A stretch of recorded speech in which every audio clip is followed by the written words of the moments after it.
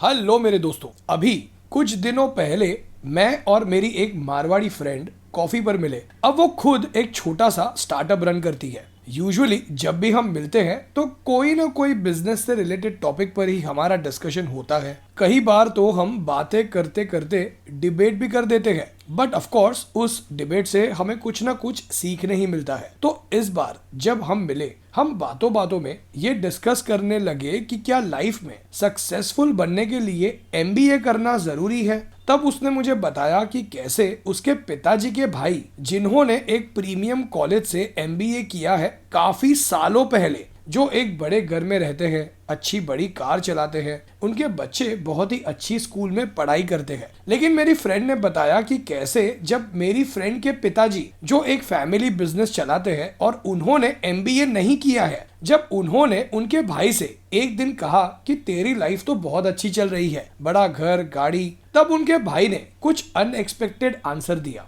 कि जैसे ट्रेन का हॉर्न दूर से ही अच्छा लगता है, लेकिन पास जाओ तो कान में दर्द होता है, ठीक वैसे ही उसकी लाइफ बाहर से अच्छी दिखती है लेकिन असलियत कुछ और ही है। उनके भाई ने बताया कि कैसे सीनियर मैनेजमेंट रोल के कारण उन पर कितनी सारी रिस्पॉन्सिबिलिटीज है। वो अपनी हेल्थ तक के लिए समय नहीं निकाल पाते। कई बार तो उन्हें वीकेंड पर भी काम करना पड़ता है और वो अपनी फैमिली तक को टाइम नहीं दे पाते। नो डाउट उनकी इनकम काफी अच्छी है एज वो पढ़े लिखे हैं, लेकिन पर्सनल और social life is not that great. और कुछ समय के बाद ज्यादा पैसे कमाना उतनी ज्यादा खुशी नहीं देता। लाइफ में पीस ऑफ माइंड होना ज्यादा जरूरी है।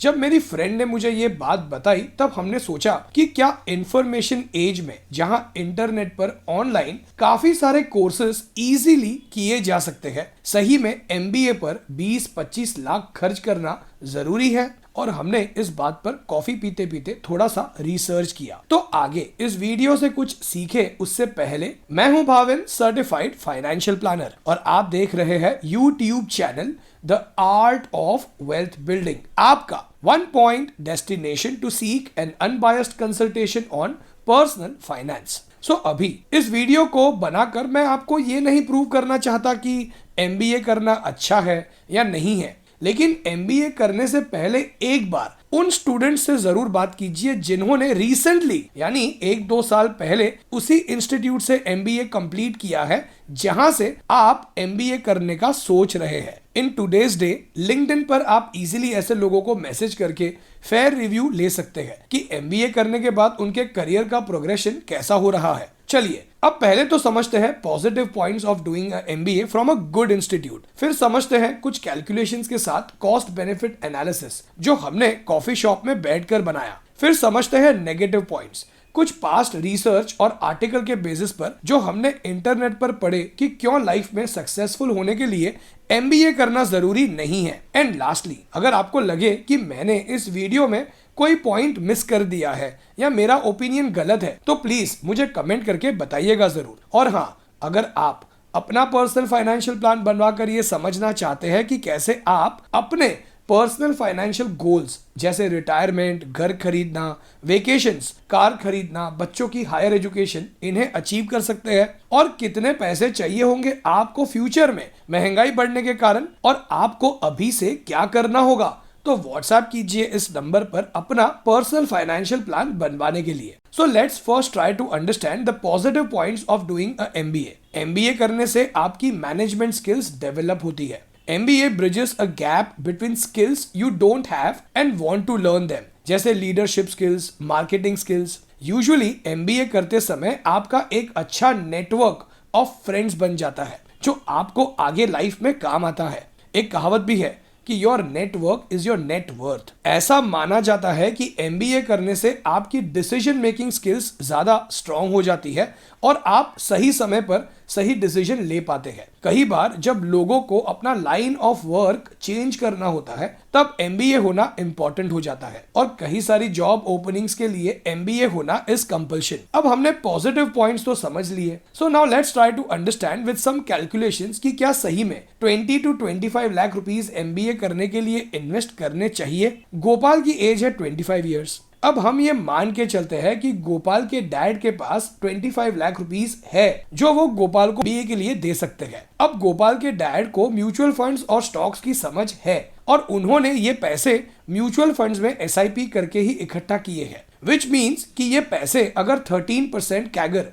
से ग्रो होते हैं तो इन पैसों की वैल्यू अगले 5 सालों में यानी गोपाल के 30 इयर्स के होने पर होगी 46 लाख, फिर 35 इयर्स के होने पर होगी 84 लाख और 40 इयर्स एंड 45 इयर्स के होने पर होगी 1.5 करोड़ एंड 2.88 करोड़ रुपीस। यानी अगर MBA किया तो ये 2.88 करोड़ जो 20 साल बाद होने चाहिए थे वो नहीं होंगे, लेकिन हाँ MBA की डिग्री होगी। अब गोपाल फिलहाल मुंबई की एक MNC में काम करता है और उसकी सैलरी है अराउंड 60,000 रुपीज पर मंथ। अब MBA फुल टाइम होगा तो उसे ये सैलरी अगले 24 मंथ्स या 2 सालों के लिए सैक्रिफाइस करनी होगी। अब अज्यूमिंग कि अगर गोपाल ये 60,000 रुपीज अगले 24 मंथ्स के लिए इन्वेस्ट करता तो उसके पास 2 सालों बाद होंगे करीब 16,52,000 रुपीज और वहां से 18 इयर्स के लिए अगर वो ये पैसे नहीं निकालता तो टोटल 20 इयर्स बाद यानी गोपाल के 45 इयर्स के होने पर उसके पास होने चाहिए approximately 1 crore 50 lakh rupees, which means कि अगर MBA नहीं किया तो 45 की एज में यानी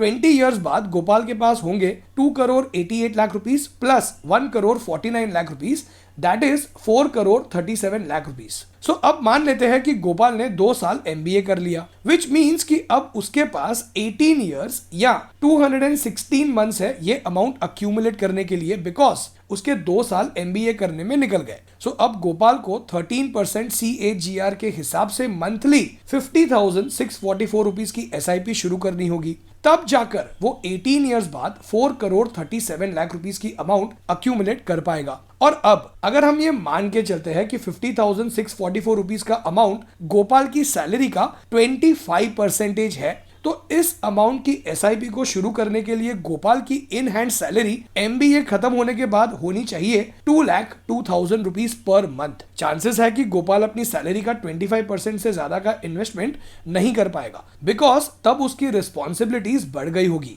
एंड आई एम श्योर ये अज्यूम करना सही नहीं होगा कि MBA करने के बाद तुरंत ही गोपाल को इतनी ज्यादा सैलरी ऑफर की जाएगी। सो लेट्स अज्यूम कि गोपाल अपनी इन्वेस्टमेंट को 8% से बढ़ाता है हर साल और उसकी सैलरी भी 8% से बढ़ेगी सिंस वो MBA है, तब भी गोपाल को 31,500 रुपीस की SIP करनी होगी हर महीने 18 इयर्स या 216 मंथ्स के लिए 13% रिटर्न अजम्पशन पर, और उसे उसकी इन्वेस्टमेंट को 8% से बढ़ाना होगा हर साल। और अगर ये 31,500 गोपाल की सैलरी का 25% है तो MBA करने के बाद की minimum starting in hand salary होनी चाहिए अप्रोक्सीमेटली 1,26,000 रुपीस पर मंथ, और तब जाकर 18 इयर्स बाद जब वो 45 इयर्स का होगा वो सेम अमाउंट अक्यूमुलेट कर पाएगा जो उसने अक्यूमुलेट किए होते अगर वो MBA नहीं करता। और 25 लाख रुपीस जो अगर इन्वेस्टेड होते तो उसे उन पैसों को ग्रो करने के लिए अपना समय देने की जरूरत भी नहीं पड़ती, लेकिन अब MBA करने के बाद उसे दिन के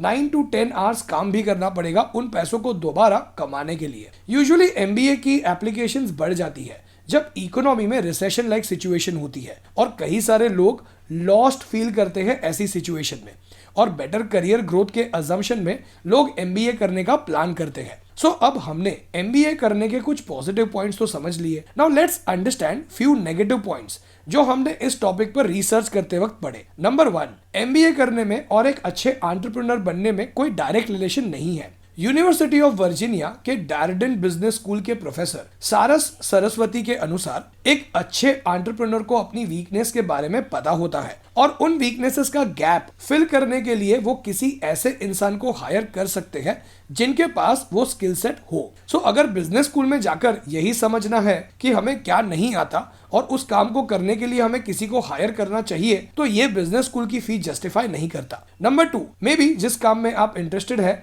उस काम को करने के लिए MBA की जरूरत है ही नहीं। फोर्ब्स के एक रिपोर्ट के अनुसार जिन CEOs ने MBA नहीं किया है वो उन CEOs के कंपैरिजन में जिन्होंने MBA किया है वो शेयर होल्डर्स के लिए ज्यादा वैल्यू क्रिएट कर पाए हैं। और कुछ जॉब्स ऐसे होते हैं जिनके लिए एमबीए करना जरूरी है, लेकिन वो हाई पोजीशन ऑफिसर्स के लिए जरूरी है। नंबर 3, अगर आपने टॉप 10 बिजनेस स्कूल से अपना एमबीए नहीं किया है तो आपकी अर्निंग पावर एमबीए करने के बाद कुछ खास नहीं बढ़ेगी। एक हायरिंग फर्म के रिसर्च के अनुसार किसी नॉर्मल स्कूल से किया हुआ एमबीए रिक्रूटमेंट कंपनीज के लिए as good as no MBA के बराबर ही माना जाता है, और ऐसे में 2 साल तक अपनी इनकम को सैक्रिफाइस करना और एमबीए की एक्सपेंसिव फी भी पे करना सही डिसीजन नहीं होगा, और ऐसे में पार्ट टाइम एमबीए का ऑप्शन बेटर होगा जहां जॉब भी चलती रहे। नंबर 4, एक एज के बाद एमबीए करना पॉइंटलेस माना जाता है। एक रिसर्च के अनुसार अगर आप टॉप 10 बिजनेस स्कूल से एमबीए नहीं कर रहे हैं तो 28 इयर्स के बाद एमबीए करना इज पॉइंटलेस, एज एमबीए करने के बाद आपके पास ज्यादा समय नहीं होता अपनी अर्निंग पावर बढ़ाने के लिए, और ऐसे में आप अपनी एमबीए की डिग्री को सही से लेवरेज नहीं कर पाओगे। Number 5, MBA limits you from taking a job. अब ऑब्वियसली एमबीए करने के बाद नॉर्मली कोई भी एंट्री लेवल जॉब करना पसंद नहीं करता, और ऐसे में एमबीए करने से पहले ही इंसान को पता होना चाहिए कि उसे किस फील्ड में इंटरेस्ट है, और मोस्ट ऑफ द जॉब्स में एमबीए को ओवर क्वालिफाइड माना जाता है। एज पर द रिसर्च अगर आपको स्टार्टअप ही करना है तो एक्चुअली एमबीए से ज्यादा आपको रियल लाइफ एक्सपीरियंस ही एमबीए से भी ज्यादा का नॉलेज देगा, और उसके लिए आपको लाखों रुपए खर्च करने की जरूरत नहीं है। MBA was a good option जब इंटरनेट पर इतने सारे कोर्सेज अवेलेबल नहीं थे। Looking at the opportunity cost, it's better कि कोई भी इंसान अपने इंटरेस्ट के स्पेसिफिक सर्टिफिकेशंस परस्यू कर ले। बिलियनियर एंटरप्रेन्योर इलॉन मस्क और मार्क क्यूबन का कुछ यही व्यू है बिजनेस स्कूल्स को लेकर। अब एमबीए करना है या नहीं ये आपका पर्सनल व्यू है, लेकिन किसी भी बिजनेस स्कूल की एक्सपेंसिव फी पे करने से पहले आपसे रिक्वेस्ट है कि एक बार अपना रिसर्च जरूर कर लीजिएगा। एंड फाइनली, अगर आप ये समझना चाहते हैं कि आपके फाइनेंशियल गोल्स अचीव करने के लिए आपको कितने पैसे चाहिए होंगे फ्यूचर में, और आपको अभी से उन गोल्स को अचीव करने के लिए क्या करना होगा, तो व्हाट्सएप कीजिए इस नंबर पर अपना पर्सनल फाइनेंशियल प्लान बनवाने के लिए।